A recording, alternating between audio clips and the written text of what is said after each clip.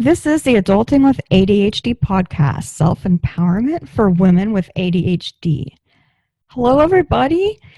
Today's episode is going to be about sleep, and I cannot believe we have made it this long without having a sleep episode. I really don't. Sleep is so critical to your health, and sleep problems are so common with people with ADHD. And so there's a lot of stuff to unpack here. And to begin with, you might be wondering, well, why do ADHD people have sleep problems? And there's a couple of reasons why.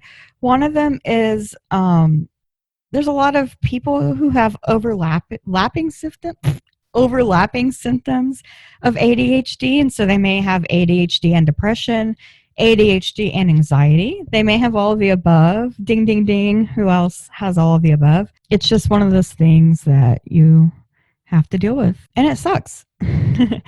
There's also another reason that you may experience sleeping problems, and that is if you are taking stimulants for your ADHD and they haven't worn off yet, they could keep you up as well. And so that's a couple of reasons that you may have sleeping problems. So that's the why. And there's more than that. Those are just the two that are coming off the top of my head. But I did some research on this recently, and I wanted to share what I found and help you guys know how to fall asleep if you have ADHD. Really important is your evening routine. And it all starts there, and it all begins with you deciding what is a good night's sleep to you. How long do you want to sleep? When you figure out how long you want to sleep or how much sleep do you need to be at your best, for me, it's about 7 hours. I think they recommend 6 to 8, I think. And so you find out what that is for you. And once you figure that out, you backtrack. So you go, well, what time do I need to go to sleep if I'm going to sleep for X amount of hours? It takes the average person 15 minutes to get to sleep. But if you know yourself and you know it's going to take an hour, you're going to have to work in that hour to figure it all out. This obviously doesn't count if you are going through a crisis, especially right now with COVID-19, for example. You can do everything right, check every box, and you're just not going to fall asleep when you think you should.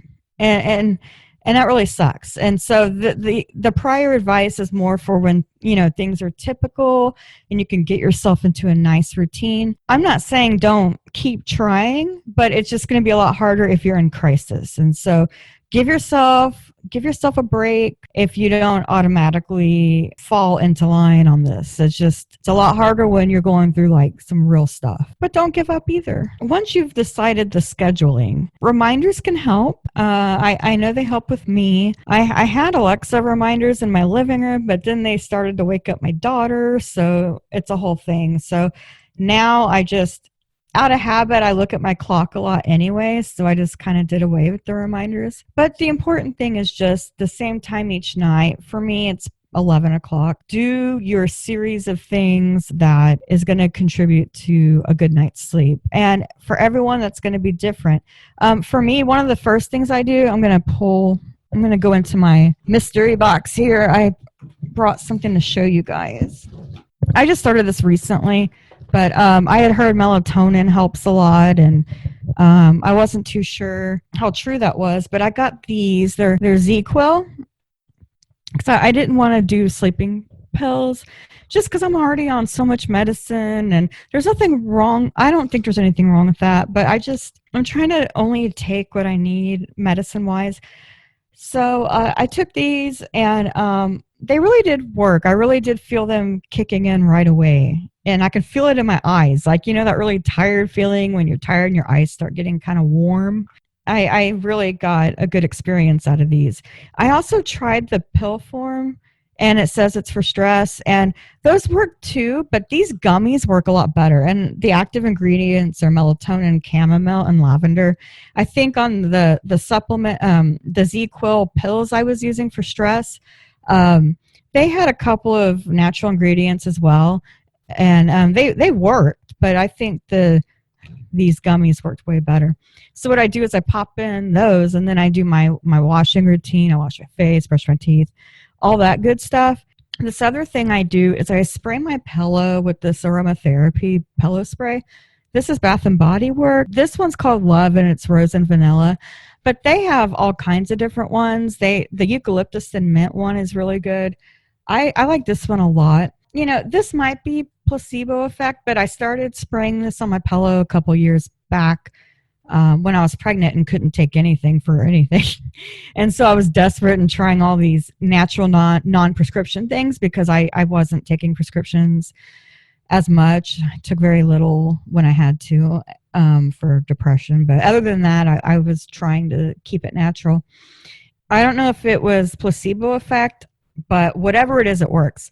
And now I can't go to sleep without spraying this on my pillow. So it's either relaxing or it's tricked my brain into associating bedtime with the pillow spray. It doesn't matter to me what the explanation is. It just works. So I'm not going to bash it. I also, on the roughest nights, I'll hook up Brain FM, which I'm a huge fan of. I use the sleep channel. I use Beach. I pick 7 hours, and I don't really like use it the whole 7 hours because my headphones aren't the most comfortable, which I've seen other headphones out there that are more comfortable for sleep that I might be looking into, but I just use my earbuds until I get to a place where I'm like so tired I could almost fall asleep, and then I'll take out the earbuds. But yeah, you could even keep them on all night if you wanted to. And so that was pretty awesome, and that's one of my tools in my toolbox. So I've gone through the aromatherapy and the gummies and the pillow spray. I'm thinking of what else I do. Oh, the screen time. I try to stay away from at least the computer, the laptop, and the cell phone. Once I hit if I want to start getting ready for bed around 11, at 10 o'clock, I'm trying to put down the phone, stay off the laptop. Another cool trick is to use the blue light filter on your screens. If for some reason you have to be on your screen, I have mine set to automatically switch to that blue light filter at a certain hour so that in the evenings you're not getting all that light that really stimulates your brain and keeps you up. That's helpful. What else do I have here? I'm going through my notes. Sleepy time tea is good. Cutting out caffeine is good. I'm a huge Diet Coke drinker. And where are my Diet Coke people, right? And it's not going to change. I just like Diet Coke, and I'm not going to apologize for it, and I'm not going to quit. And so what I do is I think after about 7 or so, I switch to caffeine-free Diet Coke. That way I'm not up all night. And, you know, I always used to tell myself I'm so accustomed to caffeine anyway. Who cares? Like, a Diet Coke's not going to make a difference. But actually, like, it does make a difference even if you're not feeling the difference. So I can get tired easier if I just cut off the caffeine after a certain hour. Those are my major tricks. So turn off your brain and, you know, get all the conditions right, the lighting, the temperature. Scientifically, being cooler is supposed to help you sleep better. I find that if I'm too cold, it'll keep me up. I'm very finicky about temperatures, so you just gotta kind of find what works for you. I have to have complete dark, so I use a night mask. I can't, and I can do like a little bit of natural light, or I could do a salt lamp light. But like any, you know, bright fluorescent lights, I can't do. I do have earplugs if I need to block out sounds. Sometimes they'll just be like a weird sound, like the water heater or the wind outside, or you know, my husband snoring or whatever. And so I do have earplugs handy. Yeah, I change my sheets once a week, and I have fresh sheets, and that really helps. And I always wash my face because I just, there are certain things that if I don't do, I'm not going to be able to fall asleep. Most recently, we're in this COVID-19 thing. Most recently, I added something else to my toolbox. And that is, if I'm just not going to sleep, it is what it is. And I just get up and I'm just like, it drives me up the wall trying to force it. Sometimes it's so hard to sleep, I can't sleep in the same room as somebody because I'm worried about whether I'm going to keep them up or they're keeping me up. And they normally wouldn't keep me up, but because I'm having insomnia, I need to be alone. And so I go into my office, where you can find any room, or you could go to the living room or wherever. And I've created a sleeping area for emergencies. And so I have like this office chair that opens into a cot. It's not the most comfortable thing, so I splurged on a mattress topper to kind of give it a little more cushion. I do all my, gummies, pillow spray, all that good stuff. I do it in the office and try to sleep in the office. For me, it's just about getting to sleep no matter where you go. Sometimes I'll go in my daughter's room, especially if she's calling for me anyway, and I'll just go in there and try to get a good night's sleep. Although she has like 20 million clocks in her room because she's going through a clock phase right now. So I usually am not able to sleep in there because all the TikToking drives me up the wall. But you find out what works for you, and yeah, that's how I get to sleep when I can. The thing, back to the gummies, it doesn't give me any sort of sleep hangover.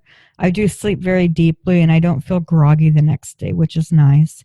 Oh, one last thing that helped me one night recently, I couldn't sleep, so I just took out a notebook. I'm a huge blank book person.